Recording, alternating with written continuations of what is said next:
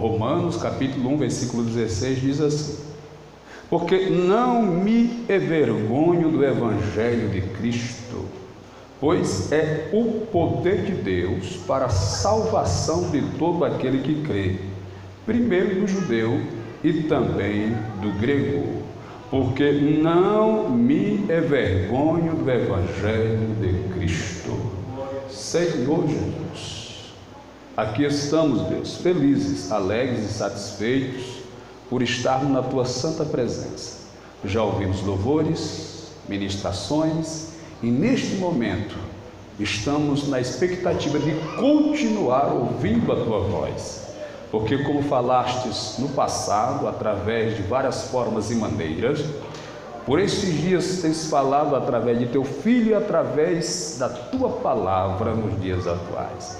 E aqui estamos, meu Deus, na ansiedade, no desejo, no anelo de ouvir a Tua voz, pois é o pão vivo que vem do céu, e para que a nossa alma possa ter vida, estar forte, estar animada, precisa ser alimentada pela Tua palavra. Por isso, fale e continue a falar conosco, é a nossa oração em nome de Jesus. Amém. Deus abençoe, podem se sentar.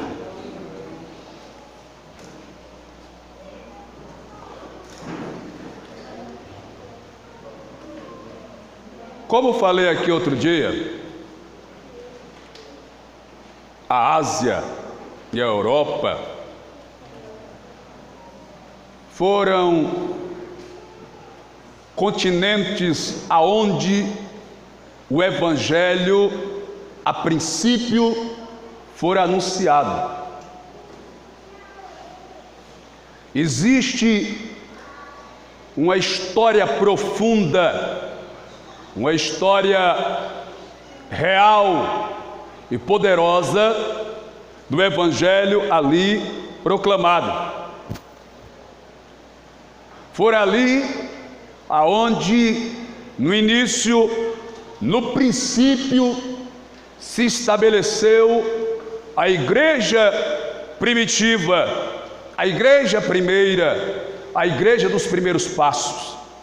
Com certeza, na cultura histórica daquele povo, há muitos relatos, muitas histórias verídicas, verdadeiras, reais, sobre os milagres, sobre o operar, o trabalhar do Espírito Santo, o desenvolvimento e o crescimento da igreja. Pois nós sabemos que na era apostólica, os milagres, o poder de Deus, a glória de Deus se revelava de uma maneira plena, abundante, visível, categórica e cabal. Mas aí o tempo fora se passando, o tempo fora seguindo, e de repente, aonde havia graça, havia poder, havia milagres, as coisas foram se alterando, e assim a igreja foi perdendo as suas características, perdendo a sua identidade, perdendo a sua fé, em alguns casos até apostatando da fé, e assim fora se apagando. De tempos em tempos surgiam avivamentos. Deus levantava alguns homens que eram usados por Deus para trazer um avivamento no meio da igreja, até que em 1500 surgiu um monge ou um padre, conforme você queira entender a expressão, chamado Martim Lutero, que resolveu se levantar contra as doutrinas que a igreja vinha pregando, que ao entendimento dele pela palavra estava contrária àquilo que Deus havia determinado no princípio. E assim surgiram os protestantes, ou os evangélicos, ou os cristãos, ou os crentes que formaram a igreja.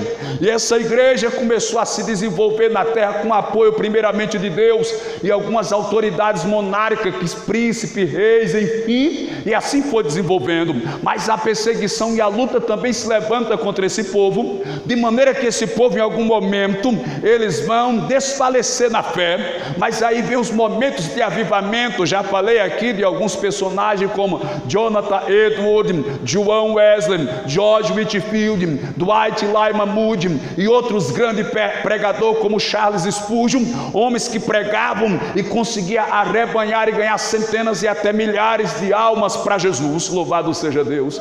E esses homens construíram templos, mega templos suntuosos e grandiosos para milhares de pessoas, dezenas de milhares de pessoas.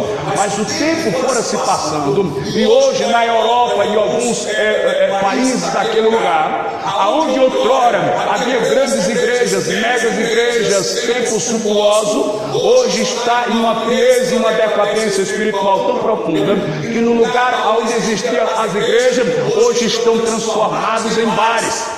E o local onde era a tribuna da pregação, hoje é simplesmente um palco para as mulheres da vida subirem e fazer shows de striptease. E o evangelho está apagado, a igreja está morrendo, a igreja está decadente, a igreja está fria. Por isso, Deus tem me conduzido a esse dia, por esse dia, a pregar uma mensagem, aleluia, de despertamento, uma mensagem de motivação, uma mensagem de acordar a igreja. Por quê, pastor? Porque se nós não vigiarmos, se nós não buscarmos, nós também poderemos incorrer no mesmo erro, se tornar uma igreja fria, uma igreja sem ação, uma igreja sem disposição, uma igreja sem alegria, uma igreja sem prazer, uma igreja que até vai vir para o culto, vai até vir para o templo, mas vai vir de forma forçada, vai vir sem alegria, vai vir sem prazer, vai vir talvez porque não tem uma coisa entre aspas melhor para fazer, algo entre aspas mais importante para fazer. Vem, e muitas das vezes quando vem fica pensando no passeio, fica pensando nisso, fica pensando na novela, fica pensando no show,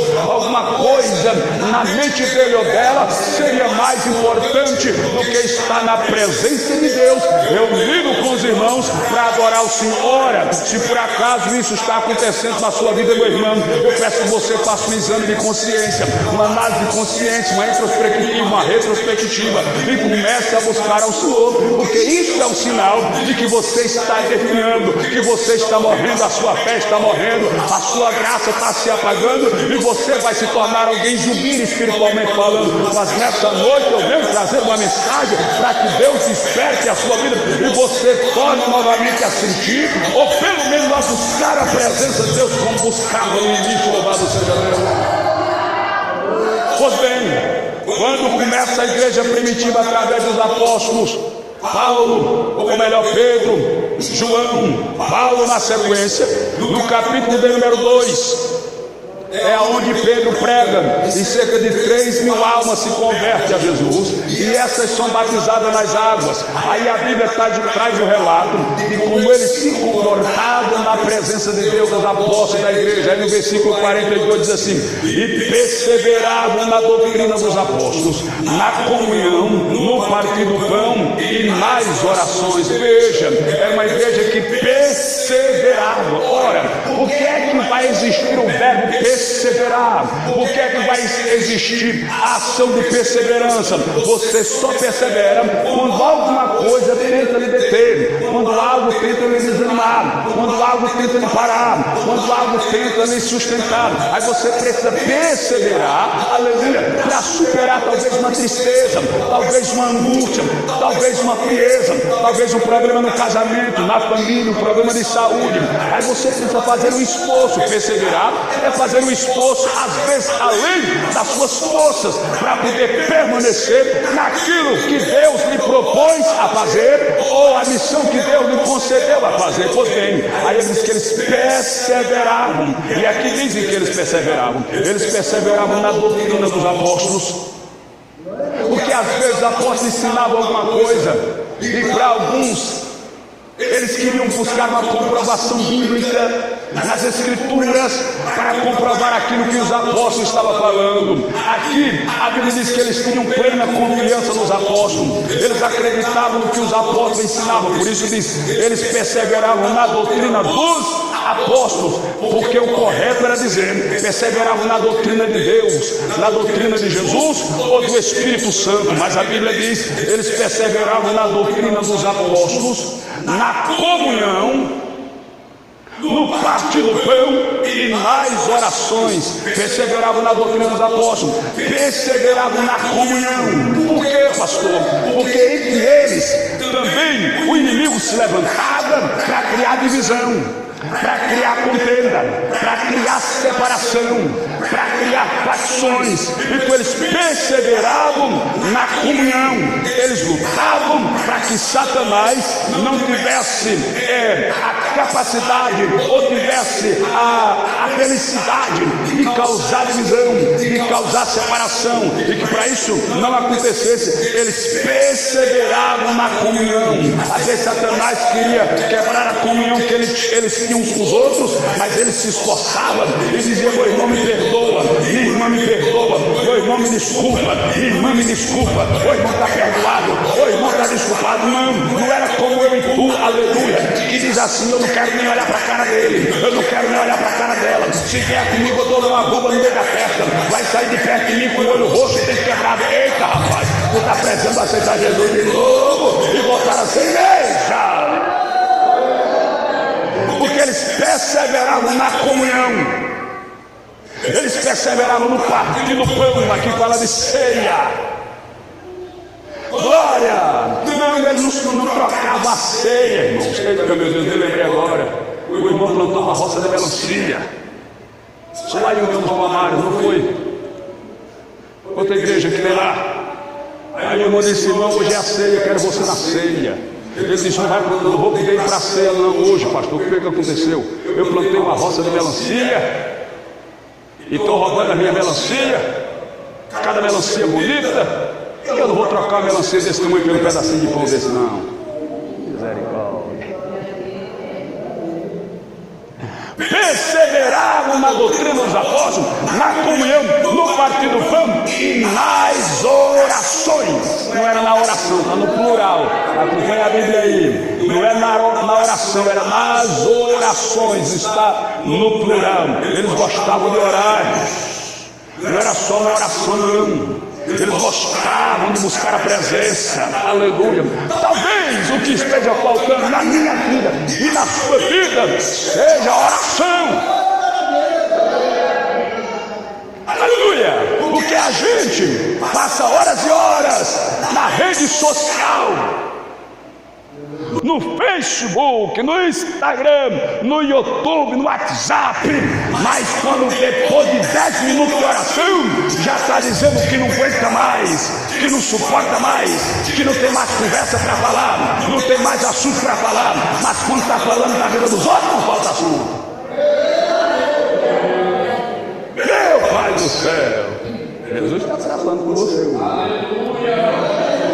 Perseveravam na doutrina dos apóstolos, na comunhão, no partir do pão e nas orações. Versículo 43. E em cada alma havia temor, e muitas maravilhas e sinais se faziam pelos apóstolos. E muitas maravilhas e sinais, milagres se faziam pelos apóstolos.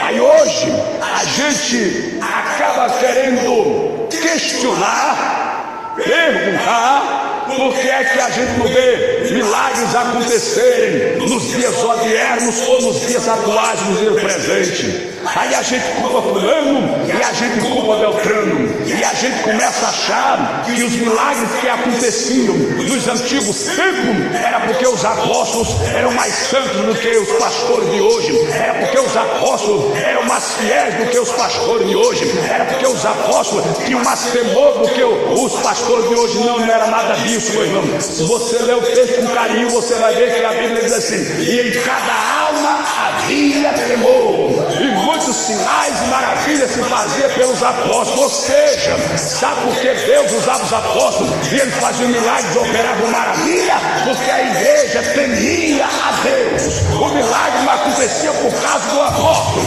acontecia por causa da igreja.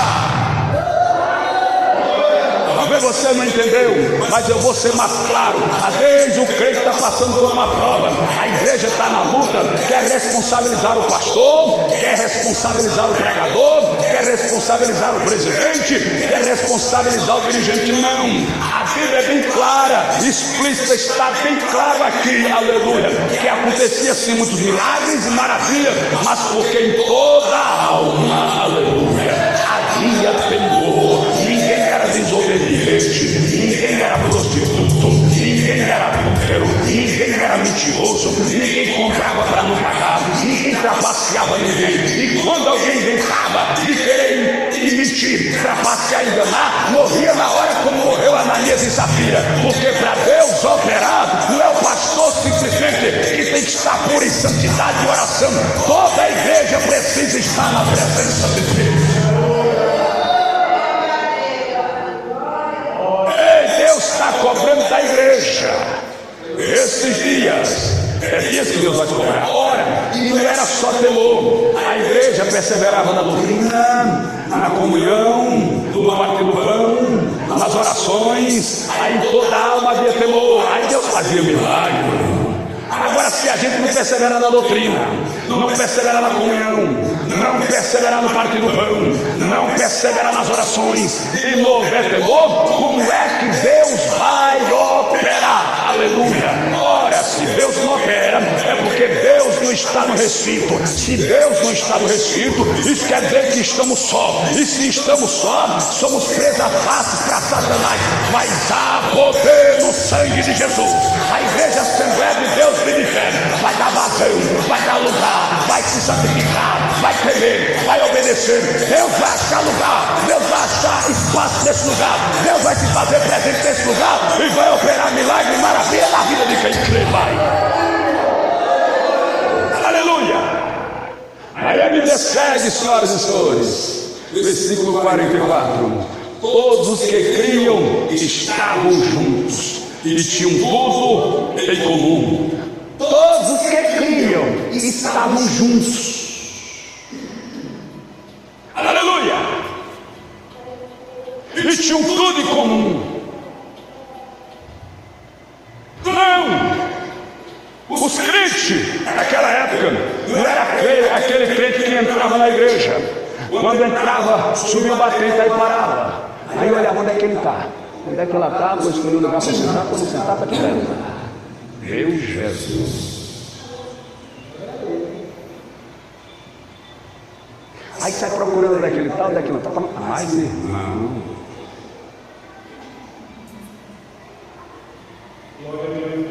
aí nesse dia a irmã fez um penteado diferente, veio com uma roupa nova, ela não percebeu. Aí entrou, quando sentou, quando se ajoelhou, que se levantou, que olhou e disse: e agora? Eu fico ou eu saio? Ou vou ou venho? Rapaz, tu não é crente, mas não é. Aleluia! Todos os que criam estavam juntos, unidos no mesmo propósito, no mesmo pensamento, na mesma missão, no mesmo desejo, no mesmo foco, querendo acertar o mesmo alvo, fazer a mesma obra, adorar o mesmo Deus, servir ao mesmo Senhor, estar na presença do Todo-Poderoso. Não existia dois pensamentos, duas ideias, duas opiniões, não. Era um foco. Todos os que criam estavam juntos. Versículo 45: vendiam suas propriedades e fazendas e repartiam com todos, segundo cada um tinha necessidade. Vendiam suas propriedades e fazenda e dividiam com todos conforme a necessidade de cada um. Existem igrejas, denominações, principalmente as neotestamentárias, ou as neopentecostais, melhor dizendo, que ensinam muito que você deve pegar o seu carro, a sua casa, o seu bem, a sua propriedade ou até mesmo o salário do seu mês, e depositar no altar daquela igreja, porque Deus vai lhe dar 10, 100, 1000 vezes mais. E eles acabam induzindo e seduzindo as pessoas a esta prática. Pastor, eu posso fazer isso de livre e espontânea vontade, com consciência própria, sem ninguém lhe induzir ou seduzir, muito menos lhe manipular para isso. Você pode fazer isso se for do seu coração, você pode. Não porque o pastor pregou, porque o apóstolo, porque o bispo, porque não, é algo pessoal. Os apóstolos não mandavam ninguém fazer isso. Eles fizeram, deixa eu explicar aqui, deixa eu abrir um parênteses e explicar aqui. Na época dos apóstolos, irmão, eles estavam certos que Jesus voltaria a qualquer momento. Porque quando Jesus foi assunto ao céu e uma nuvem o envolveu, o anjo apareceu e disse para os discípulos: do mesmo jeito que ele subiu, ele vai voltar. E os discípulos e os apóstolos pensaram que Jesus ia voltar por aqueles dias, talvez com 1 mês, 15 dias, 6 meses no máximo, 1 ano. Então, por eles acharem que Jesus ia voltar a qualquer momento, pegaram os bens, as propriedades e venderam, e levaram para a igreja e ajudaram aqueles que tinham necessidade. Ora, a única vez que Jesus mandou alguém vender os seus bens, não foi para trazer para a igreja, foi para dar aos pobres. Lembra do jovem rico? Pega tudo que tem, vende e dá aos pobres. Jesus, ele tinha um tesoureiro, porque Jesus necessitava do lado financeiro para manter o ministério, mas ele não mandou trazer e depositar lá na aljava do tesoureiro, deu aos pobres. Quando ele entrou na casa de Zaqueu, Zaqueu disse mesmo, disse: Senhor, eu vou dar metade do que eu tenho aos pobres. Voluntário, espontâneo, aqui também.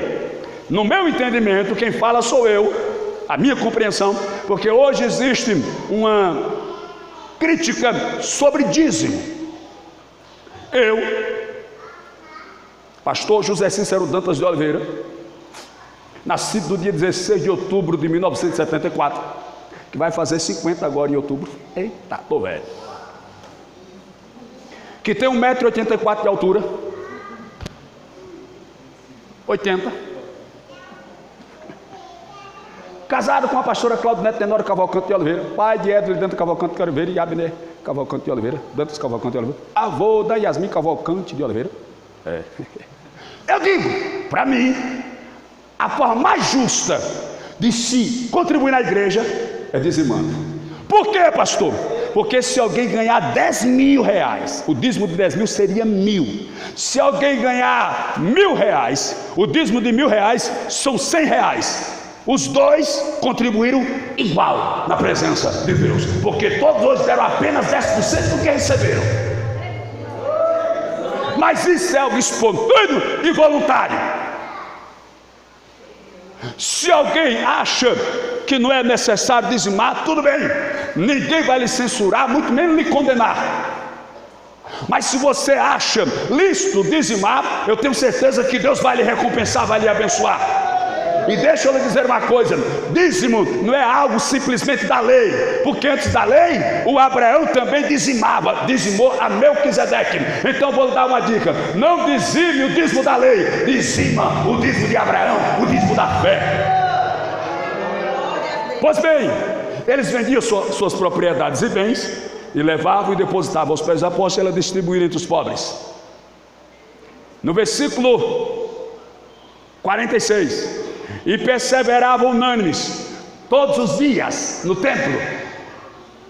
Eles perseveravam unânimes todos os dias no templo. Repito o que falei no início: perseveravam na doutrina dos apóstolos, perseveravam todos os dias no templo. A palavra perseverar vem de insistir, persistir e se esforçar para realizar uma missão, para realizar uma tarefa, para realizar um desejo. Eles perseveravam todos os dias no templo. Ou seja, irmão, se você hoje tem dificuldade de vir para a igreja, no tempo da igreja primitiva, para eles ir para o templo também tinha dificuldade, por isso eles perseveravam.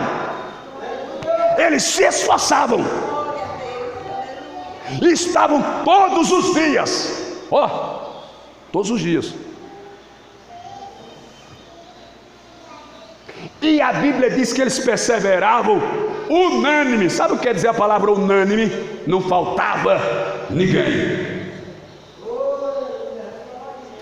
Não faltava, perseveravam todos os dias, unânimes, no templo. Eu vinha de Maceió na van, e tinha um rapaz pregando lá sentado lá conversando com as irmãs e falando de Jesus, e eu fiquei animado, maravilhado, ele falando. Aí depois a irmã perguntou: você é de qual igreja? Ele disse: já me batizei em 3, mas agora não sou de nenhuma mais. Aí eu fiquei escutando, né? E eu pensei até que vai terminar eles me colocar na conversa, Jesus. E eu fiquei por ali, eu estava de paletó, não me identifiquei, mas eu imaginei que eles poderiam ver alguma semelhança, porque teve até outro dia que a gente vinha, aliás eu vinha e tinha uma blitz lá e a PM parou para revistar as pessoas da van, todo mundo desceu, fica aqui e tal, bota a mão na cabeça. O rapaz veio me revistar e tal, quando meteu a mão no meu bolso que puxou, aí tinha um frasquinho com óleo, eu vi que ele parou para ler, estava na minha retaguarda, aí ele pede: o senhor é pastor? Disse: pela misericórdia de Deus. Aí meteu a mão do outro bolso, tinha um paiol, será que é dinheiro? Não, era folheto. Mas aí não me colocaram na conversa, eu fiquei lá também, não interferi. Aí ele disse: sabe por que eu não vou para a igreja? Porque está escrito que Deus não habita em templos feitos por mãos humanas. Meu irmão, eu quase falo, ainda bem que eu sou tranquilo, mas me deu vontade de olhar para ele e dizer: poxa, o senhor é Deus, é? Porque veja só, a moça perguntou: por que o senhor não vai para a igreja? Ele disse: porque Deus não habita em templo feito pela mão do homem. Eu digo: poxa, e ele é Deus, é? Que loucura da beleza. Tem gente que não... E era uma pessoa até inteligente, eu vi assim no jeito dele falar, a conversa dele, ele falava até umas coisas com muito sentido, mas nessa hora eu digo: que loucura. Por que, irmãos? Eu poderia ter perguntado: mas para que foi então que Deus mandou construir o templo? Deixa eu explicar uma coisa para você. Deus mandou construir o templo, não foi para ele não, foi para a igreja, foi para mim e para você. Obviamente o que a Bíblia fala é claro, faz todo sentido. Deus não habita em templos feitos por mãos humanas, porque a palavra habitar quer dizer morar, fixar residência, ser morador, estabelecer morada naquele lugar. E Deus não mora em templo feito por mãos humanas, nem nós mesmos. O templo foi feito para que a igreja se reúna para adorar a Deus. Então Deus se faz presente no templo, não por causa do templo, mas por causa da igreja que vem adorá-lo no templo. O templo, onde Deus habita, é em mim e em você. Está escrito lá em 1 Coríntios 3, 16, 17: não sabeis vós que sois templo de Deus e que o Espírito de Deus habita, mora, reside, estabeleceu residência, serve na sua vida? Então o templo e a morada somos eu e você. Só que existe uma fórmula, uma receita para que nós nos tornemos morada de Deus. Qual é, pastor? É que está lá em João 14, 22, 23, por ali afora, que diz assim: aquele que me ama, guarda a minha palavra, e meu Pai o amará, e viremos para ele o Pai, viremos para ele o Filho, viremos para ele o Espírito Santo, e faremos nele morada, estabeleceremos residência, fixaremos residência na vida dele.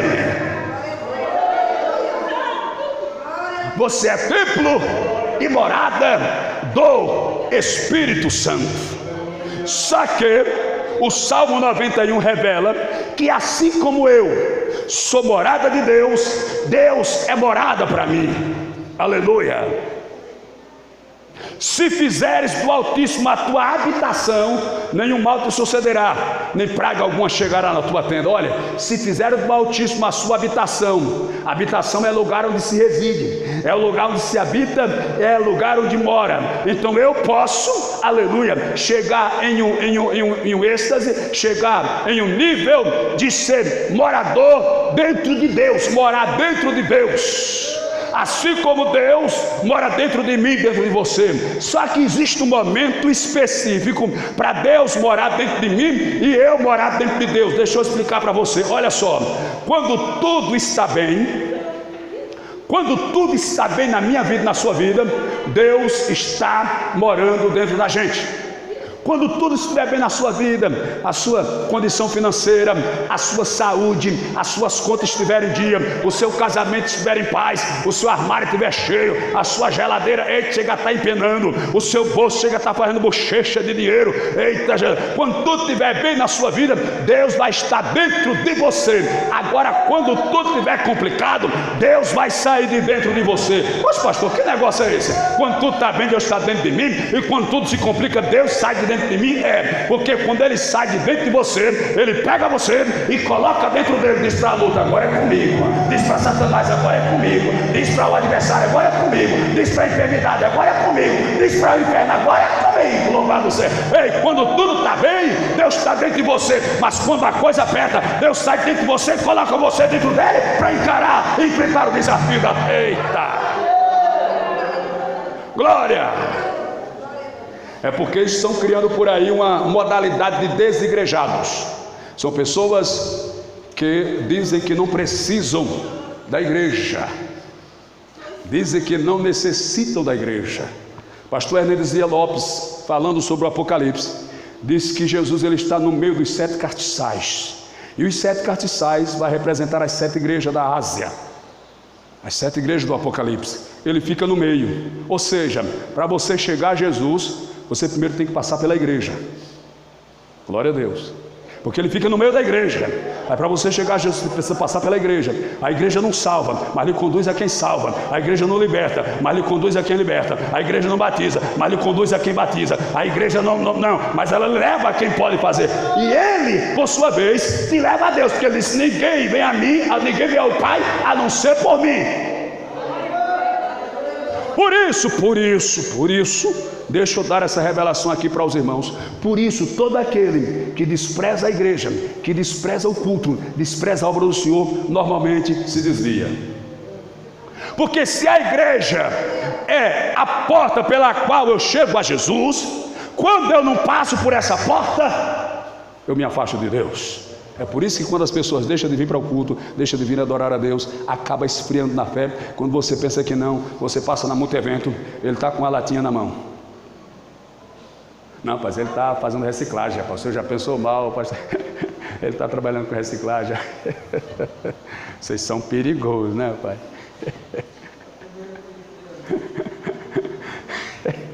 Eu estou brincando, pastor, só para descontrair aqui a gente. Mas esta, infelizmente, é a realidade. Todo mundo que você vê, irmão, animado com Deus, firme com Deus, pode olhar, ele é disposto na obra. É porque ele é uma forma de gratidão, é como se ele quisesse demonstrar a sua gratidão por ter sido lavado, resgatado, perdoado, redimido, por ter sido tirado das garras de Satanás, por ter sido tirado do mundo do pecado, da lama. Aí ele quer, eita Jesus. Mas deixa eu trazer essa lição aqui para os irmãos. Preste atenção. Eu sempre falo isso e falo sem nenhum receio, porque alguém pode até ter receio de falar porque acha que vai dificultar os cultos. Não, a realidade é essa. Primeiro lugar na sua vida, Deus. Segundo lugar, a sua família. Terceiro lugar, o seu trabalho. Quarto lugar, a igreja. Em primeiro lugar na sua vida tem que ser Deus. Deus tem que estar em primeiro lugar. Depois de Deus, a sua família. Você não vai prejudicar a sua família por causa da igreja. Não, a igreja não está aqui para prejudicar a família. A igreja está aqui para unir a família. Família unida, família abençoada, família feliz, igreja abençoada, igreja unida, igreja feliz. Você já viu que quando o marido brincasse com a mulher brincasse com o marido, como é que chega na igreja? Bota aí. Que foi que bicho te mordeu? Entendeu? Porque o mal-estar na família reflete na igreja. Por isso a igreja é um agente que tem que trabalhar para promover na família o bem-estar. Porque a família bem, família feliz, família tranquila, igreja feliz, igreja bem, igreja tranquila, igreja animada, igreja disposta. Agora deixa eu dar um conselho para você. Toda vez que Satanás investir contra a sua vida, não desanime na obra, irmãos. Porque se ele vê que você desanima, que esse é o seu ponto fraco, principalmente no dia do culto. No culto. Você vai se distrair no celular, vai queimar o feijão. Quando ele chegar para comer, o feijão vai estar queimado. Você vai querer tapear, dar uma lavada para ver se sai o fedor do queimado. Não sai, minha irmã. Queimado fede. Vai acontecer alguma coisa. Mas se você é aquela pessoa que busca força, passa por cima e diz: não, eu tenho que buscar a Deus. Olha, você está vindo para a igreja no pensamento em Deus. O propósito é Deus, é buscar a Deus. Não é a igreja, é Deus. Aí quando você supera esses desafios, Satanás começa a ficar envergonhado. Fica, ele vai: pode tentar aqui, tenta ali, tenta lá, tenta cá. Por quê, pastor? Mas pastor, mas o que é que vai acontecer? O que vai acontecer é que quando você cuida em buscar a Deus, Deus vai cuidar em te dar a vitória. Deus vai cuidar em te abençoar. Satanás vai te ameaçar, vai bufar, vai rixar, vai relinchar, vai urrar, vai bramar, mas não vai poder te tocar enquanto você estiver na direção de Deus. Aleluia.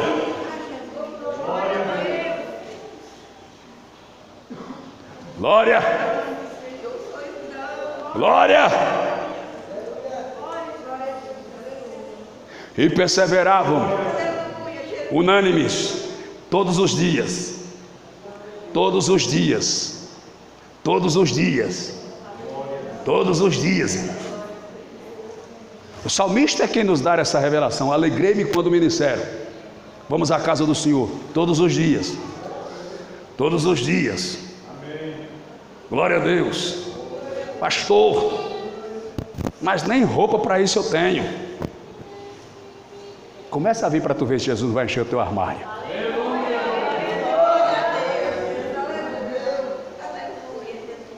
Porque às vezes nós queremos chantagear Deus. Se o Senhor me der, eu faço. Se o Senhor fizer, eu faço. Se o Senhor abrir a porta, eu faço. Se o Senhor... É o contrário, irmão. Faz primeiro. Primeiro sou eu e você. Até porque a Bíblia tem uma passagem romana que diz assim: seja Deus verdadeiro e todo homem mentiroso. Está escrito na Bíblia.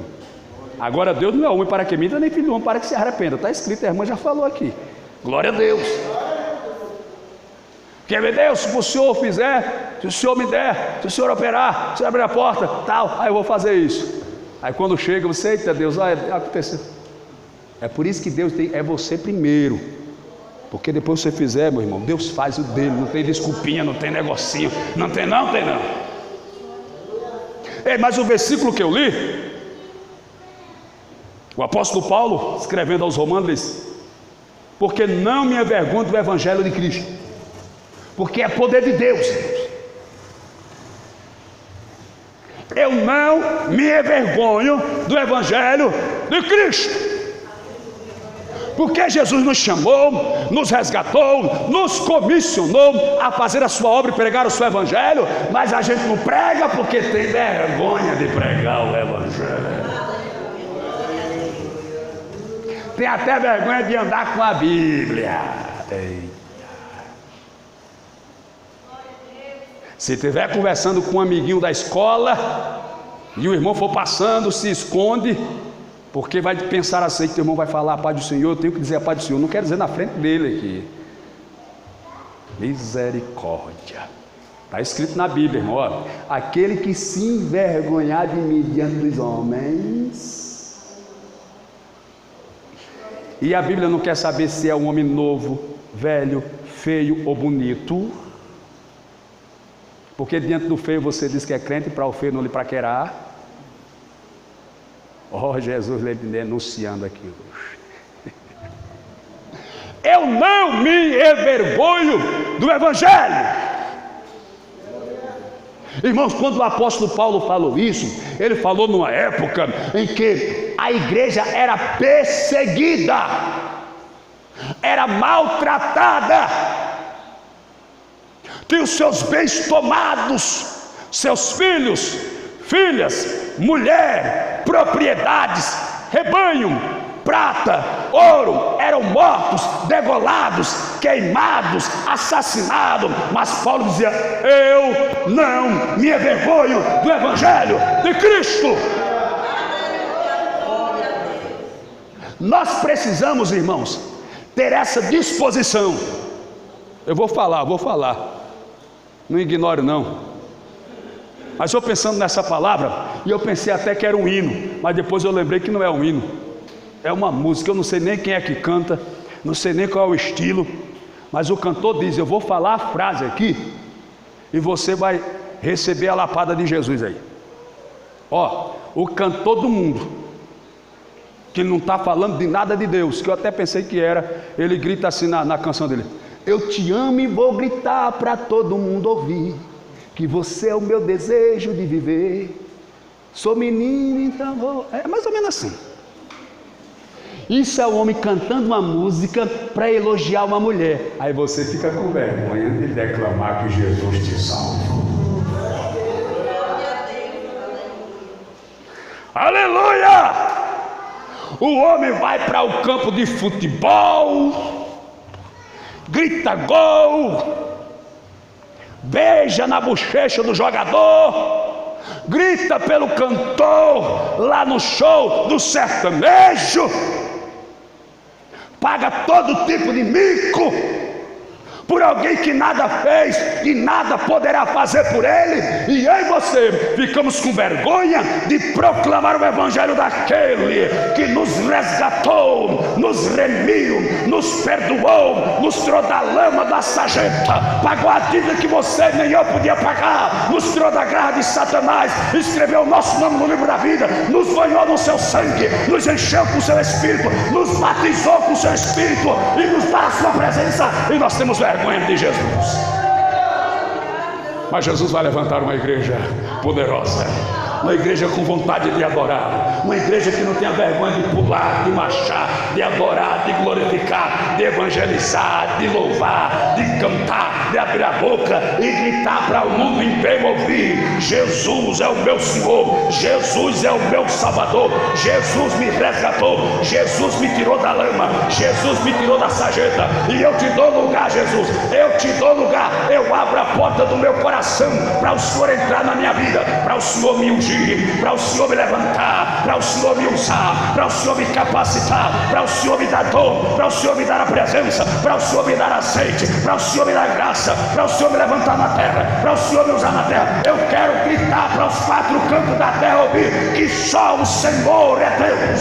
Será se alguém na noite desse dia vai perder essa timidez, vai deixar de lado essa vergonha espiritual e vai dizer que ama o Senhor, aleluia, louvado seja Deus. Estamos vivendo a época em que a igreja está com vergonha de ser crente, aleluia. Estão até inventando um evangelho light, um evangelho diet, um evangelho genérico para agradar os gostos, aleluia, das pessoas. Não é a igreja que tem que se adaptar ao gosto do mundo, ao bel prazer do mundo, às ideologias do mundo, não. A Bíblia diz que Jesus Cristo é o mesmo ontem, é o mesmo hoje e será para sempre. E o Eterno, pela boca de Malaquias, ele disse: porque eu, o Senhor, não mudo. Deus é o mesmo, ele exige santidade, ele exige pureza, ele exige temor, ele exige obediência, ele exige que ame na sua presença, que se guarde a sua palavra, que se ame de pureza, que se ame de temor, para que ele possa se revelar, para que ele possa se manifestar, para que ele possa se fazer presente. E ele estando presente, aí o milagre acontece, a porta se abre, Satanás foge, a doença sai, o azeite desce, o batismo chega, a glória vem, e todos que creem recebem a presença e começa a sentir azeite, usando em glória na sua vida. Será que você tem aqui nessa noite, Jesus? Aleluia! Irmãos, eu tenho para mim que nós estamos vivendo os últimos tempos da igreja na terra. E eu tenho para mim que Deus deve estar usando muitos pastores por esse Brasil e por esse mundão afora, para pregar para a igreja se despertar, aleluia. Não é só para se preparar, não é só para se santificar, é para proclamar o evangelho para aqueles que estão perdidos, para aqueles que estão no mundo, para aqueles que estão acorrentados, aprisionados, amarrados na cadeia, nos grilhões, nos laços de Satanás, porque Jesus Cristo está, jaz às portas, o anjo já está com a trombeta na mão polida, afinada e pronto para tocar, está só esperando a hora acorde, para que a trombeta seja tocada, o estrugir da trombeta se revele e a igreja seja arrebatada. Então nessa noite, deixa eu te dizer, a Bíblia diz: nem todo aquele que diz Senhor, Senhor entrará no reino dos céus, mas aquele que faz a vontade do Pai que está no céu. E a vontade do Pai é que você seja santo, é que você pregue o Evangelho, é que você faça a obra, é que você busque a presença. Não é só crer, o demônio crê que estremece, crê que treme, aleluia. E nem todo aquele, repito, aleluia, que diz Senhor, Senhor entra, nem todo aquele que diz Senhor, Senhor entra, mas aquele que faz a vontade, aleluia. A pergunta que não quer calar na noite desse dia: você tem feito o que Deus tem mandado você falar? Ah, pastor, mas eu não sei o que Deus mandou fazer. Sabe sim, aleluia. Você que está fazendo desentendido, você que está querendo tapear Deus, mas você sabe o que Deus mandou você fazer, você sabe o talento que Deus lhe deu, você sabe a chamada, o chamado que Ele colocou na sua mão. Então nessa noite, seja valente, não enterra o seu talento por acaso. Se já estiver enterrado, desenterra ele e começa a usar, porque chegou o tempo e a hora que Deus vai usar a sua igreja na terra como nunca, vai usar o seu povo na terra como nunca. E Ele está procurando alguém que esteja na brecha, que esteja disposto, como Isaías, e diga: eis-me aqui, Senhor, usa-me, levanta-me, enche-me, estou aqui, vem. Eita, aleluia. Ei, e nessa proposta de Deus, Ele não vai olhar se você é homem ou se você é mulher, se você é novo ou se você é velho, se você é moça, se você é rapaz, se você é indouto ou se é doutor, se é acadêmico, se é leigo, se é formado ou não é formado, se tem dinheiro ou se não tem dinheiro, se tem cultura ou é inculto, se é alfabetizado ou se é analfabeto. Deus não está procurando saber se você tem um diploma na parede, um anelão no dedo ou uma conta gorda no banco. Ele quer saber se você está disposto a receber a presença, a receber o azeite, a receber a Shekinah, a receber a glória, para Ele te usar na terra como nunca. Glória! Labanaia sou, Riminihai, Dei pra Shuriande. Eu não me envergonho do Evangelho, porque o Evangelho é poder de Deus. O Evangelho é poder de Deus. O Evangelho é poder de Deus. O Evangelho é poder de Deus. Ei, deixa eu dizer para você: o maconheiro está lá, o cracudo está lá, aleluia. A polícia pega ele e pisa de 10, dá nele sozinho. No outro dele está lá fumando maconha, usando crack e cheirando cocaína. Está lá o cachaceiro, bebe pitu, breia 51, mucuri, bebe cerveja, bebe a escola, bravária, brama, ele bebe. Aí vem a polícia, pisa de 10, dá nele sozinho. No outro dele está lá bebendo do mesmo jeito. Aí está lá o ladrão, aleluia, o gatuno, que rouba. A polícia pega ele, pisa de 10, dá nele sozinho. No outro dele está lá roubando. Está lá o prostituto, está lá o adúltero, está lá o pecador. Aí vem a mão de Jeová, pesa sobre ele. Satanás humilha, pisa. No outro dele está lá pecando de novo, fazendo de novo. Agora, quando ele se encontra com Jesus de Nazaré, quando ele entra no Evangelho e o Evangelho entra nele, porque o Evangelho é poder de Deus para salvar, para transformar, para libertar, para levantar, para encher, para renovar, para batizar. E todos que têm lugar receberão a presença gloriosa, o poder pleno da presença do Espírito Santo.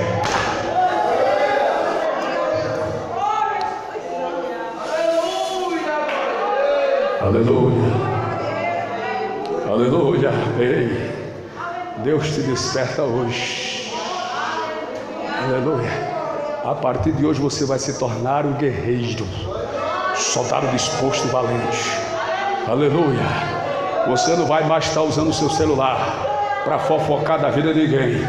Você agora vai mandar mensagem para os seus amigos. Aleluia. Aqueles que estão desviados, seus parentes. E vai dizer para eles: Jesus te ama. Jesus tem uma obra na tua vida. Eu quero te ver lá na minha igreja. A minha igreja é uma bênção, é cheia de defeitos, cheia de falhas, cheia de gente errada, pecador falho, mas Jesus está lá. Aleluia. Porque Jesus veio exatamente buscar e salvar o que estava perdido.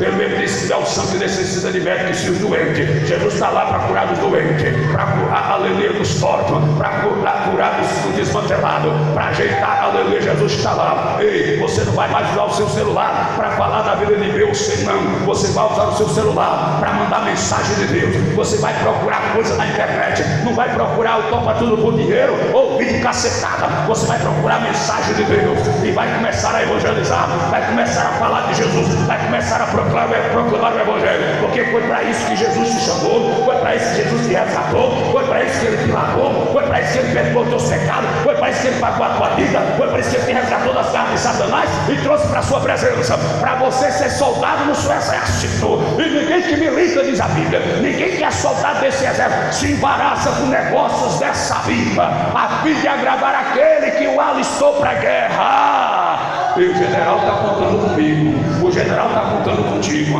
o general está contando com você nessa empreitada. Ah, é sim, o inimigo está querendo tomar espaço, querendo tomar campo, querendo avançar, mas a igreja vai se despertar, a igreja vai se levantar, e como está escrito lá em Mateus 16, 18, eu te digo que tu és Pedro, e sobre essa pedra eu edificarei a minha igreja, e as portas do inferno não prevalecerão contra ela, não vai. A igreja vai permanecer de pé. Satanás vai se levantar, mas vai cair. Satanás vai se levantar, mas vai tombar. Satanás vai se levantar, mas vai ser derrotado. Porque a igreja tem tudo, é comprada, é lavada, é remida, é restaurada, é santificada, tem poder, tem unção, tem autoridade. E diz mais Jesus: eis que eu vos dou poder para pisar serpentes e escorpiões e toda a força do mal. Recebe a presença.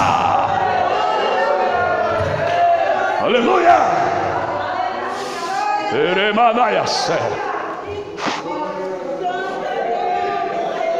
Oh glória! Eu não me envergonho do Evangelho de Cristo. Eu não me envergonho do Evangelho de Cristo. Eu não me envergonho. Isso vai ter que ficar na sua mente, aleluia, cravado no seu coração, aleluia. Eu não me envergonho do Evangelho de Cristo, aleluia, porque o Evangelho de Cristo me salvou, me resgatou, é o poder de Deus para a salvação de todo aquele que crê, aleluia. Eu não me envergonho do Evangelho de Cristo. Eita, talvez você aqui dentro esteja empolgado, animado, tudo bem, não sou contra, está na verdade, está no clima, louvado seja Deus. O Pedrão também estava num culto lá no monte, Jesus estava no monte, foi um culto abençoado, a presença de Deus veio. Aí Jesus Cristo disse: olha, eu tenho uma palavra de revelação para vocês na noite desse dia. Hoje todos vocês vão se escandalizar em mim, vão me deixar e vão me negar. Aí o Pedrão levantou a mão, aleluia, o mais ousado, disse: não, Senhor, todo mundo pode te negar, todo mundo pode te rejeitar, dos 12 os 11 podem te negar, mas eu vou com o Senhor até para a morte, eu vou com o Senhor até para a cruz, eu vou para a prisão, eu vou para a guilhotina, eu vou para a arena, eu vou para o fogo, eu vou com o Senhor. Aí a Bíblia diz que quando prenderam Jesus, levaram Jesus, aleluia, Pedro foi atrás. Quando Pedro chegou lá no pátio, aí apareceu uma criada e disse: ei rapaz, tu também é seguidor de Jesus, tu também anda com ele. Ele disse: eu não conheço esse homem, eu nunca vi. Aí de repente ele foi mais na frente, já desconfiado. Aí chegou outro: olha, tu também é galileu, a tua fala, o teu jeito de falar, o teu jeito de vestir, a gente conhece o crente pelo jeito de falar, mesmo querendo não ser, mas não tem como se esconder. Aí tu também é crente, eu não sou não. Aí de repente apareceu mais alguém e disse: tu também estava com ele. Aí a Bíblia diz que ele começou a praguejar. Praguejar é xingar, falar mal, dizer palavrão. Se eu não conheço aquele triste, eu não conheço aquele miserável, nunca vi nem mais gordo nem mais magro. Aí a Bíblia diz que de repente Jesus saiu da sala, mais ou menos da distância aqui para a porta do templo. Aí Jesus olhou para ele. Quando Pedro se virou, Jesus olhou dentro dos olhos dele. Aí a Bíblia diz que Pedro se lembrou, porque quando ele terminou de falar, o galo cantou. E a proposta de Jesus era: hoje, antes que o galo cante 3 vezes, me negarás. E nessa noite, a palavra que não quer calar: você vai negar ou vai permanecer fiel? Você vai negar ou vai dizer: eu não me envergonho do Evangelho?